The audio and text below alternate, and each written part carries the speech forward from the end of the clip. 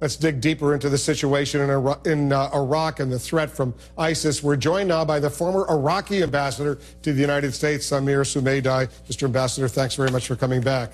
Can you believe what is happening in your country after all the suffering, all the blood, sweat, and tears that have been invested? It has come down to this horrible situation right now? Wolf, this is absolutely heartbreaking.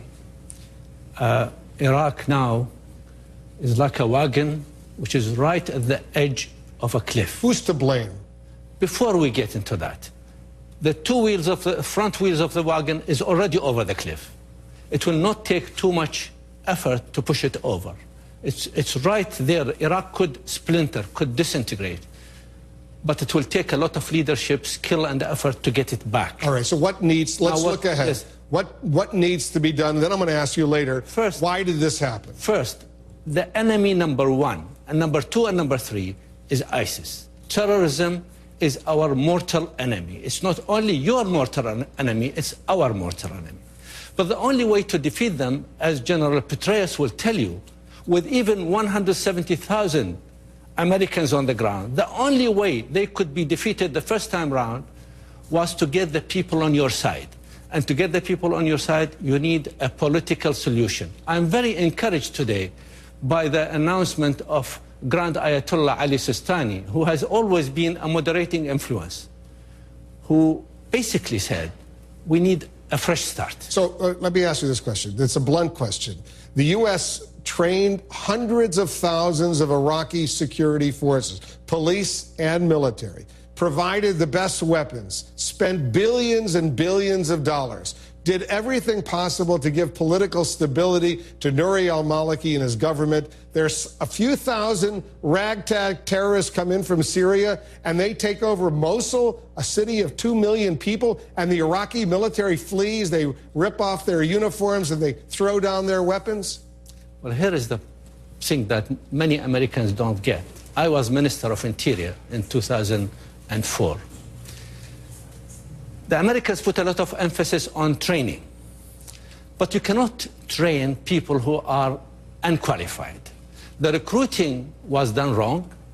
A lot of ex-militiamen who were almost illiterate were given rank way beyond their capability. Then there was corruption. People started buying military rank for money, for American dollars. And when you buy your position with dollars, that's an investment. You want to get that back. We had the horrendous situation of Iraqi army officers in Anbar effectively kidnapping local people so that they can collect money to release them. So when you have an army like this, it's not invested in the defense of the country, it's invested in itself. How much blame? Do you have any confidence at all in the Prime Minister, Nouri al-Maliki? Well, not all the blame can be placed on Mr. Maliki. But a lot of it can be. Only 99% of it. Okay, 99%, you blame him. He's got to go, right? Well, look, now Ayatollah Sistani is effectively saying he's got to go.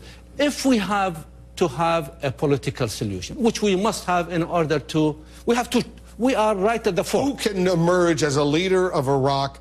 Ahmed Chalabi, has all of a sudden his name is being thrown out? I am not going to name the next leader. There is a process. Effectively, technically now, Maliki is a caretaker prime minister because the government, his mandate is finished. Now, the new parliament has to sit, and there's got to be a new package agreed upon. And now that's part. We need to accelerate that and to arrive at a solution. You have confidence in Ahmed Chalabi? Look, I am at the point of saying practically everybody is going to be better than Maliki. Maliki must go. But we must walk back from sectarian politics. As long as we have, you see, Maliki, the problem is, he used sectarianism as a tool of consolidating his power. We need politicians who walk away from that, who use the strengths of the nation, not the weaknesses of the nation. Here's the problem that I see, and you and I have had this conversation over the years, and we spoke a lot when you were the ambassador here in Washington. Iraqis used to be Iraqis. Now they're Sunnis, they're Shiites, or they're Kurds. Being Iraqi is sort of way down, this ethnic, religious sectarian split has exploded, and I'm deeply concerned, Mr. Ambassador, that it's not going to be fixed. It's going to go on and on and on. Wolf, I assure you, Iraqi nationalism is not dead. But what happens is when you have the extremists getting to grips with the power, they polarize. They thrive on polarizing the nation. And actually, the Shia extremists thrive on Sunni extremism. And Sunni extremists thrive on Shia. We need the middle, and there is a lot of it. It's just now marginalized. All right. We need to revive it. Let's hope you're right, Mr. Ambassador. I'm sure it can be done. You know, I've been waiting, with the right leadership. We've been waiting since 2003, and it hasn't been done yet. Well, with the right leadership, and that's really the deficit that we have to make up. I hope that there can be right leadership.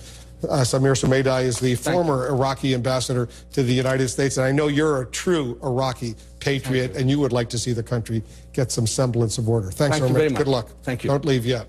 Still ahead, who's to blame for the current crisis in Iraq? We're going to speak to a top spokesman from the Bush-Cheney era about the former vice president's scathing criticism of President Obama, plus a brand new interview with President Obama. We're standing by our own Kate Baldwin. She's been over at the White House speaking to President Obama about Iraq and other subjects. Kate is coming over to the Situation Room. We'll speak with her shortly.